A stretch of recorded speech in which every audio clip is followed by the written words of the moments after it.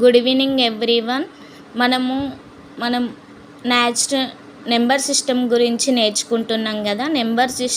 Number సిస్టంలో class 9th ఉన్నటువంటి exercise 1.1 గురించి నిన్న నేర్చుకున్నాము. ఈరోజు మనం ఎక్సర్సైజ్ 1.లో ఉన్న క్వశ్చన్స్ గురించి నేర్చుకుందాం.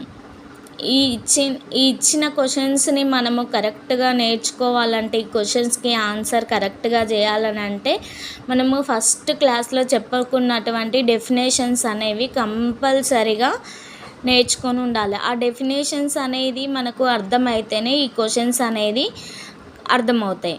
ఓకేనా friends, let us start with the questions.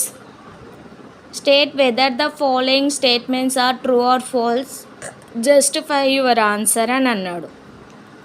ఇచ్చిన స్టేట్మెంట్స్ అనేది ట్రూవా ఫాల్సా, ట్రూ అయితే ఎందుకు ట్రూ, ఫాల్స్ అయితే ఎందుకు ఫాల్స్ అనేది మన యొక్క ఆన్సర్స్ని రాయమని అంటున్నాడు. ఓకే, ఫస్ట్ క్వశ్చన్ చూద్దాం.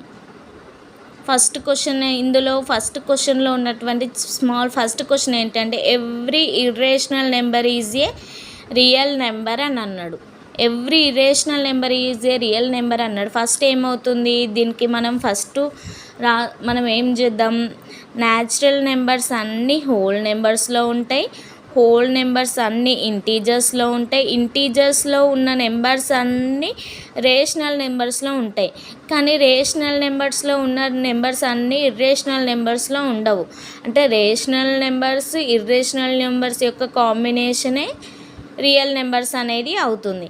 సపోజ్ మనం ఇక్కడ ఇర్రేషనల్ నెంబర్స్లో ఏం వాల్యూస్ ఉంటాయి, సెట్ ఆఫ్ పై, ఈ, √2, √3, √5 ఈ వాల్యూస్ ఉంటాయి.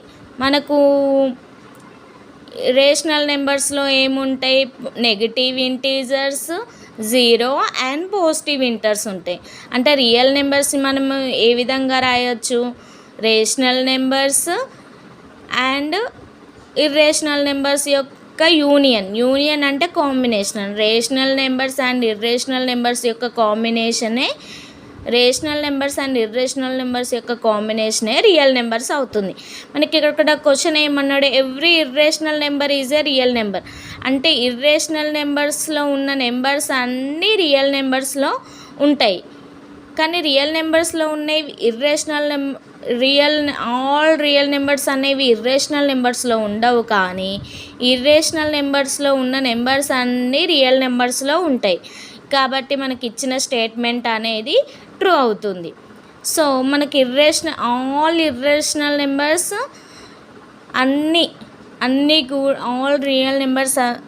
All real numbers have and real numbers. Irrational నెంబర్స్లో ఉన్న నెంబర్స్ అన్నీ రియల్ నెంబర్స్లో ఉంటాయి. కాబట్టి ఇచ్చిన స్టేట్మెంట్ అనేది true. Every irrational number is a real number అవుతుంది. సో ఓకే, నెక్స్ట్ ఇందులో సెకండ్ క్వశ్చన్ చూద్దాం. Every point on the number line is of the form of √m where m is a natural number అన్నాడు. First మనం ఒక number లైన్ని draw చేసినట్లయితే ఆ number line మీద నెగిటివ్ నెంబర్స్ ఉంటాయి, 0 ఉంటుంది, పాజిటివ్ నెంబర్స్ ఉంటాయి. కానీ ఇక్కడ మనకి m వాల్యూ ఏమన్నా న్యాచురల్ నెంబర్ అన్నాడు. న్యాచురల్ నెంబర్స్ ఏంటి, 1, 2, 3 అప్ టు సో ఆన్. కానీ మనకి ఇక్కడ నెంబర్ లైన్ మీద నెగిటివ్ నెంబర్స్ కూడా ఉన్నాయి. మనం ఒక నెగిటివ్ నెంబర్ -2 తీసుకున్నట్లయితే m is a natural number. ఏ యొక్క ఇప్పుడు న్యాచురల్ నెంబర్స్ ఏంటి, 1, 2, 3, 4 అప్ టు సో ఆన్. ఇందులో ఏ నెంబర్స్ని m యొక్క వాల్యూ ఏ న్యాచురల్ నెంబర్ తీసుకున్నా కూడా దాని వాల్యూ అనేది -2 అంటే నెగిటివ్ నెంబర్ అనేది రాదు. మనకు రూట్లో అనేది నెగిటివ్ నెంబర్ అనేది రాదు. కాబట్టి negative number not in the form of √m. Negative నెంబర్ని √m ఫామ్లో రాయలేం. కాబట్టి ఇచ్చిన స్టేట్మెంట్ అనేది ఫాల్స్ అవుతుంది. ఓకే, నెక్స్ట్ థర్డ్ క్వశ్చన్ చూద్దాం. ఇందులో ఉన్నటువంటి ఫస్ట్ క్వశ్చన్లో ఉన్నటువంటి థర్డ్ క్వశ్చన్ ఏంటిదో చూద్దాం.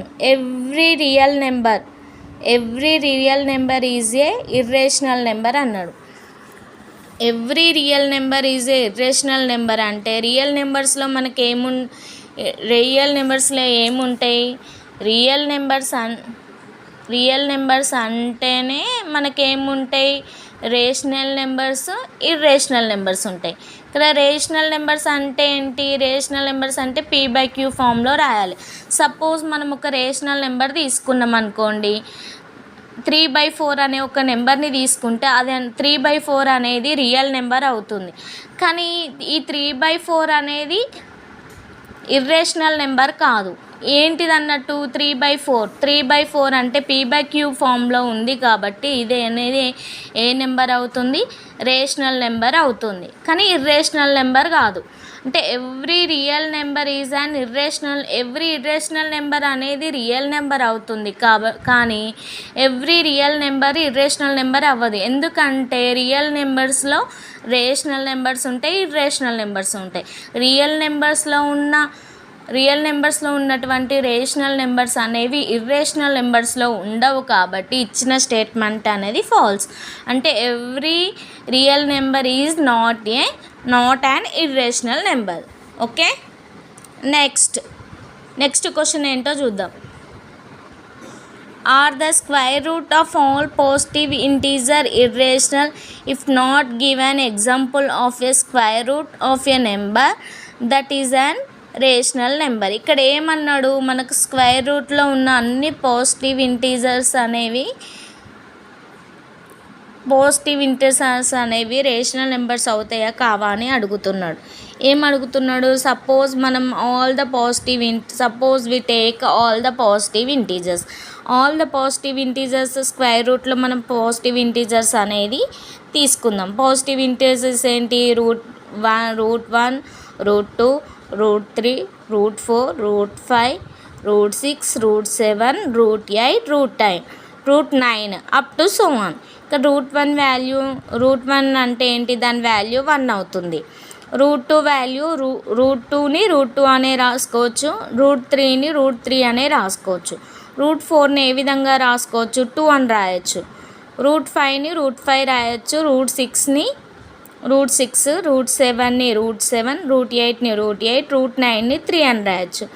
1, 2, 3 ఆర్ నాట్ ఇర్రేషనల్ నెంబర్స్. 1 ఏమని రాయొచ్చు, 1/1 అని రాయొచ్చు, 2/1 అని రాయొచ్చు, 3/1 అనొచ్చు. అంటే ఇవనేది p/q రూపంలో రాయొచ్చు. అంటే ఈ 1, 2, 3 అనేవి రేషనల్ నెంబర్స్ అవుతాయి, కానీ ఇర్రేషనల్ నెంబర్స్ అనేవి కావు. రేషనల్ నెంబర్స్ అవుతే ఇర్రేషనల్ నెంబర్స్ కాదు కాబట్టి ఇచ్చిన స్టేట్మెంట్ అనేది ఫాల్స్ అవుతుంది. ఓకే, అంటే ఇక్కడ 1, 2, 3 మాత్రమే రేషనల్ నెంబర్స్ అవుతాయి. ఇక్కడ √2, √3, √5, √6 ఈ నెంబర్స్ అన్నీ ఇర్రేషనల్ నెంబర్స్ అవుతాయి. ఇవి రేషనల్ నెంబర్స్ అనేవి కావు కాబట్టి ఇచ్చిన స్టేట్మెంట్ అనేది false. Okay, next third question చూద్దాం. Show how √5 can be represented on the number line. √5ని నెంబర్ లైన్ మీద ఏ విధంగా డ్రా చేస్తారు అని అడుగుతున్నాడు క్వశ్చన్. మనం ఫస్ట్ ఒక నెంబర్ లైన్ని డ్రా చేసి దాని మీద పాజిటివ్ ఇంటీజర్ని తీసుకోవాలి.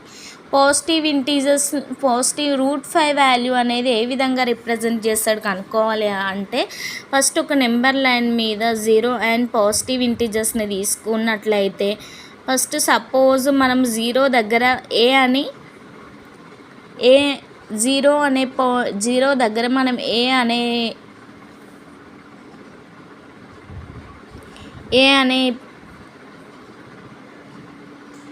ఏని తీసుకుందాం. 2 దగ్గర బి అని తీసుకున్నట్లయితే ఇక్కడ ఏకి బికి మధ్యలో డిస్టెన్స్ ఏమవుతుంది, 2 సెంటీమీటర్స్ అవుతుంది. 2 సెంటీమీటర్స్ అవుతుంది. తర్వాత మనం ఏం చేద్దాం, నెక్స్ట్ 2 నుండి 1 సెంటీమీటర్ డిస్టెన్స్ అనేది తీసుకుందాం. 2 సెంటీమీటర్స్ డిస్టెన్స్ని 2 నుండి 1 సెంటీమీటర్ డిస్టెన్స్ని తీసుకుందాం. 1 సెంటీమీటర్ డిస్టెన్స్ తీసుకున్నట్లయితే మనకి ఇక్కడ పాయింట్ సి అనేది ఏర్పడుతుంది. మనం అప్పుడు ఏం చేద్దాం, ఏని సిని ఇప్పుడు మనకు 0 ఏ నుండి బి వరకు డిస్టెన్స్ 2 సెంటీమీటర్స్, బి నుండి సి వరకు డిస్టెన్స్ 1 సెంటీమీటర్ తీసుకున్నట్లయితే అప్పుడు ఏ నుండి సి వరకు డిస్టెన్స్ అనేది √5 సెంటీమీటర్స్ అవుతుంది. మనం ఒక కంపాస్ని తీసుకొని ఒక కంపాస్ని తీసుకొని దాన్ని మనము సి వద్ద కట్ చేసినట్లయితే మనకు ఎగ్జాక్ట్గా ఇట్లా కట్ చేసినట్లయితే మనకి నెంబర్ లైన్ మీద పాయింట్ అనేది చూపిస్తుంది. అప్పుడు √5 వాల్యూ అనేది మనకు ఒక కంపాస్ తీసుకొని ఒక ఆర్క్ సి వద్ద సి నుండి ఒక ఆర్క్ ఒక ఆర్క్ గీసినట్లయితే మనకు ఎగ్జాక్ట్గా నెంబర్ లైన్ మీద √5 వాల్యూ వస్తుంది. √5 వాల్యూ ఏంటిది 2.236 అవుతుంది. అంటే మనము నెంబర్ లైన్ మీద 0 నుండి 2 వరకు 2 centimetres, AB distance 2 centimetres, BC distance 1 centimetres తీసుకుంటే అప్పుడు ఏసీ డిస్టెన్స్ అనేది √5 సెంటీమీటర్స్ అవుతుంది. మీకు ఒక డౌట్ రావచ్చు, √5 మనం ఇక్కడ 2 సెంటీమీటర్స్ 1 సెంటీమీటర్స్ తీసుకుంటే మనకు √5 అనేది ఏ విధంగా వస్తుంది అని మీకు డౌట్ రావచ్చు. ఏ విధంగా వస్తుందంటే ఇది బి నుండి సి వరకు ఇది 90 డిగ్రీస్ ఉంటుంది. అంటే బీకి ఏబీ లైన్కి బీసీ అనేది పర్పెండిక్యులర్గా ఉంటుంది కాబట్టి మనము ఏ విధంగా తీసుకోవచ్చు, పైథాగరస్ థీరం నుండి తీసుకోవచ్చు. పైథాగరస్ థీరం నుండి తీసుకున్నట్లయితే ఏసీ అనేది √5 వాల్యూ వస్తుంది. మనం స్టెప్స్ ఏ విధంగా తీసుకున్నాం అనేది చూద్దాం. Draw A number line with numbers. మనం ఫస్ట్ ఏం చేసినాము, ఒక నెంబర్ లైన్ని తీసుకున్నాము, దాని మీద నెంబర్స్ అనేది డ్రా చేసినాం. వి టేక్ 0 దగ్గర ఏ అని రాసుకున్నాము. తర్వాత ఏం చేసినాము, 2 దగ్గర బి రాసినాం. ఎక్కడ రాసినాం, 2 రాసినాం. అప్పుడు ఈ డిస్టెన్స్ అనేది 2, అప్పుడు ఏమవుతుంది, ఏబీ డిస్టెన్స్ అనేది 2 సెంటీమీటర్స్ అవుతుంది. తర్వాత ఏమవుతుంది, and take 1 centimetre distance from B నుండి 1 సెంటీమీటర్ డిస్టెన్స్ను తీసుకున్నట్లయితే అప్పుడు ఏమవుతుంది, బి 1 సెంటీమీటర్స్ తీసుకొని అప్పుడు ఇక్కడ వచ్చిన పాయింట్, ఈ 1 సెంటీమీటర్ పాయింట్ దగ్గర మనం సి అనే పాయింట్ని తీసుకుందాం. తర్వాత ఏం చేద్దాం, ఈ జాయింట్ ఏ అండ్ సి, ఏని సిని డ్రా చేసినట్లయితే ఆ AC value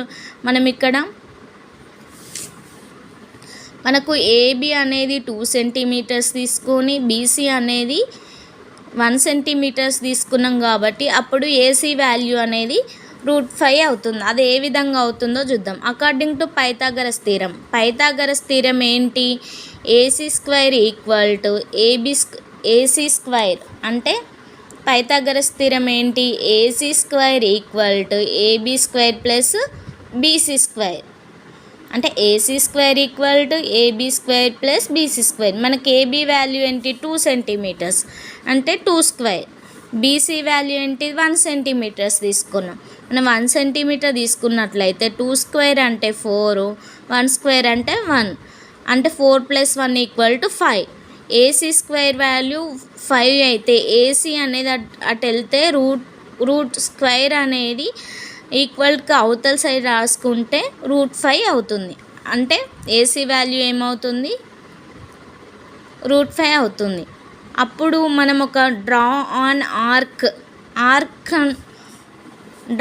arc with compass. మనం కంపాస్తోనే ఒక ఆర్క్ని గీయాలి. ఎక్కడి నుండి గీయాలి, సి దగ్గర నుండి √5 దగ్గర నుండి ఒక ఆర్క్ని గీసినట్లయితే it cuts the number line. ఇది అనేది నెంబర్ లైన్ని కట్ చేస్తుంది.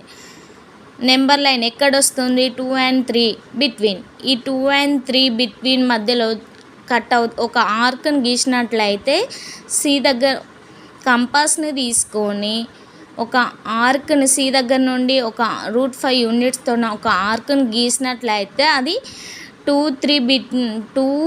and 3 నెంబర్స్ బిట్వీన్లో కట్ అవుతుంది. ఇదే అనే √5 వాల్యూ అవుతుంది. ఇది మీకు అర్థమైందే అనుకుంటున్నాను. ఈ వీడియో మీకు నచ్చినట్లయితే లైక్ చేయండి, షేర్ చేయండి, కామెంట్ చేయండి. ఇది మీకు అర్థమైందనే అనుకుంటున్నాను. ఏమైనా డౌట్స్ ఉంటే డిస్క్రిప్షన్లో కామెంట్ చేయండి. Thank you.